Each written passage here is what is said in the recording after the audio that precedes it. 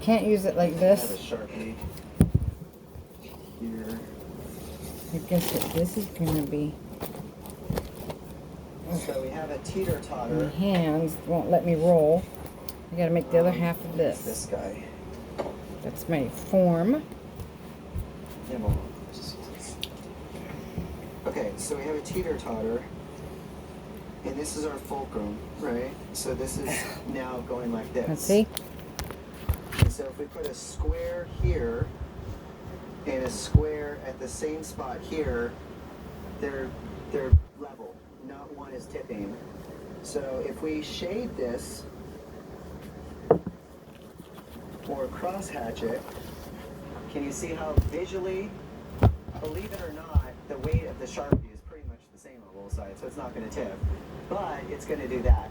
If we move this in here, the same size, and that's not there, look what happened. It really got heavy, right? So this is the center of your pot right here. And then squares, you can have a square that's hollow, but that could be color. It could be white versus gray, or a value that's in between. And you can have solid. So this is most weight, least weight, in between weight. There's a fat You can thing have here. circles, less weight, triangles that are in between circle, right?